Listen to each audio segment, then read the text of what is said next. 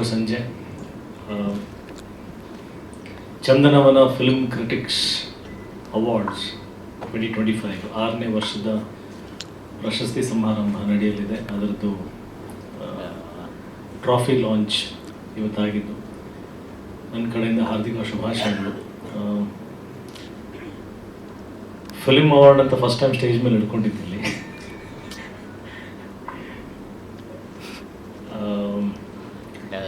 But ಯಾವತ್ತೂ ಕೂಡ ಒಬ್ಬ ನಿಜವಾದ ಕಲಾವಿದ, ನಿಜವಾದ ಫಿಲ್ಮ್ ಮೇಕರ್ ಸಿನಿಮಾ ಮಾಡುವಾಗ ಅವಾರ್ಡ್ ಅಪೇಕ್ಷೆ ಇಟ್ಕೊಂಡು ಮಾಡಬಾರ್ದು ಅನ್ನೋ ನಂಬಿಕೆ ನಂದು.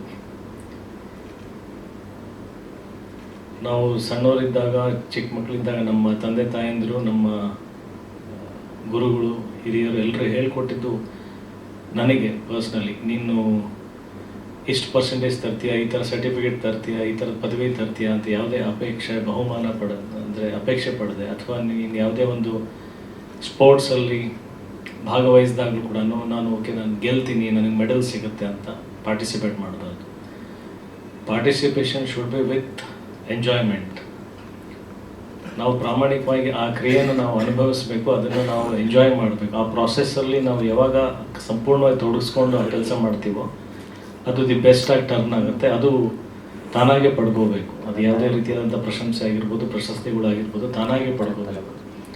ಸೊ ಹಾಗಾಗಿ ಇಲ್ಲಿ ಹುಲ್ಲೂರು ಸರ್ ಹೇಳಿದರು, ಇಲ್ಲಿ ಬರೀ ಸ್ಟಾರ್ಗಳನ್ನ ಮಾತ್ರ ಗಮನಿಸದೆ ಎಲ್ಲ ಆಯಾಮಗಳಲ್ಲಿ, ಎಲ್ಲ ಕ್ಷೇತ್ರದಲ್ಲಿ, ಎಲ್ಲ ಪ್ರಾಮಾಣಿಕವಾದಂಥ ವೋಟ್ಗಳನ್ನು ಸಿನಿಮಾ ಕ್ರಿಟಿಕ್ಸ್ಗಳಿಂದ ಪಡ್ಕೊಂಡು ಇಲ್ಲಿ ಆಯ್ಕೆ ಮಾಡಿರ್ತಕ್ಕಂಥದ್ದು ಅಂತ. ಸೊ ಐ ಹೋಪ್ ಯಾರು ಸಿನಿಮಾ ಎಂಜಾಯ್ ಮಾಡಿ ದಿ ಬೆಸ್ಟ್ ಕ್ರಾಫ್ಟನ್ನು ಕ್ರಿಯೇಟ್ ಮಾಡಿರ್ತಾರೆ ಅವರಿಗೆ ಆ ಗೆಲುವು, ಆ ಪ್ರಶಂಸೆ ಪ್ರಾಪ್ತಿ ಆಗಲಿ ಅಂತ. ಆ್ಯಂಡ್ ಅವಾರ್ಡ್ ಕೂಡ ಯಾವಾಗಲೂ ಆ ಪ್ರಾಮಾಣಿಕತೆಗೆ ಗೆಲುವು ಸಿಗಬೇಕು. ಆವಾಗ ಅವಾರ್ಡ್ಸಿಗೂ ಒಂದು ಅರ್ಥ ಅನ್ನೋದು ಬರುತ್ತೆ. ಅದು ನಿಜವಾದ ಅರ್ಹರಿಗೆ ಆ ಅವಾರ್ಡ್ ಪ್ರಾಪ್ತಿಯಾದಾಗ ಅವ್ರು ಇನ್ನೊಂದಷ್ಟು ಒಳ್ಳೆ ಸಿನಿಮಾಗಳು ಮಾಡೋದಕ್ಕೆ, ಇನ್ನೊಂದಷ್ಟು ಒಳ್ಳೆ ಪ್ರಯತ್ನಗಳಿಗೆ ಒಂದು ಸ್ಫೂರ್ತಿ ಸಿಗುತ್ತೆ. ಯಾವಾಗಲೂ ಸಿನಿಮಾ ಮಾಡೋ ನಾವು ಕೂಡ ಹಣದ ಗಳಿಕೆಗಾಗಲಿ ಅಥವಾ ಕಮರ್ಷಿಯಲ್ ವ್ಯಾಲ್ಯೂಸಿಗೆ ಮಾತ್ರ ಸಿನಿಮಾ ಮಾಡಲ್ಲ. ಟ್ರೂ ಫಿಲ್ಮ್ ಮೇಕರ್ ಆಲ್ವೇಸ್ ಒಂದು ಚಪ್ಪಾಳೆ, ಒಂದು ಶಿಳ್ಳೆ, ಒಂದು ಪ್ರಶಂಸೆ, ಎಲ್ಲರೂ ನಾವು ಮಾಡಿದ್ದನ್ನು ನೋಡಿ ಒಂದಷ್ಟು ಜನ ಇಷ್ಟಪಡಬೇಕು. ಈಗ ಒಂದು ತಾಯಿನೋ ಅಥವಾ ನನ್ನ ಹೆಂಡತಿನೋ ಮನೆಯಲ್ಲಿ ಅಡುಗೆ ಮಾಡಿದಾಗ ಯಾರಾದರೂ ಬಂದು ಊಟ ಮಾಡಿದಾಗ ಅದು ಚೆನ್ನಾಗಿದೆ ಅಂತ ಹೊಗಳ್ಬೇಕು. ಅವಾಗ ಅವ್ರಿಗೆ ಒಂದು ತೃಪ್ತಿ, ಒಂದು ಸಮಾಧಾನ ಅನ್ನೋದಿರುತ್ತೆ.